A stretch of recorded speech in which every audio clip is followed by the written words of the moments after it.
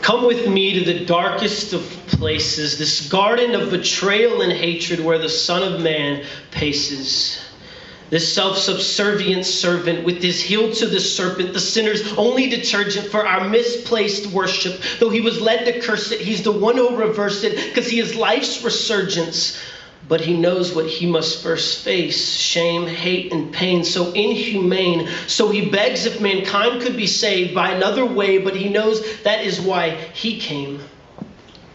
So now with the kiss of a friend on his cheek, the betrayal begins of this Prince of Peace. The judge of the earth is now being tried by sinful man his close friends now deny. And there's only one who stands by his side, and not by his choice, but because of his crime. The people must choose. Who will they loose? Barabbas, this murderer, this taker of life, or Jesus, this creator, this maker of life? And me, I cry out in anger, why should Barabbas go free? But the answer resounds in my ear, Barabbas is me. And with a rattling sound, the chains hit the ground. Free in the hands of this wicked man, free to chase again back to his sin. And I want to blame him and cry out for justice, but I do the same thing because my heart is lusting to use and abuse. So I join the crowd, yelling aloud, jeering and sneering and cheering as I place the thorns formed into a crown deep in his brow. I spit and mock in the face of God made flesh.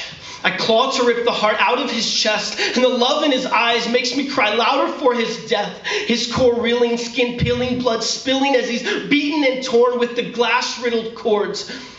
His back plowed like a field. The crowd thirsty to kill, the only one who can heal, but his own life he yields.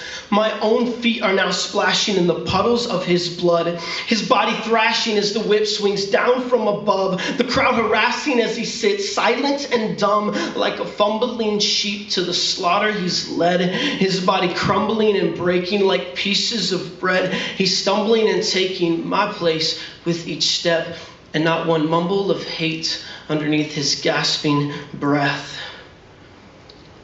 And all the agony of this physical torture is not the reason he wept and begged and pleaded for another way.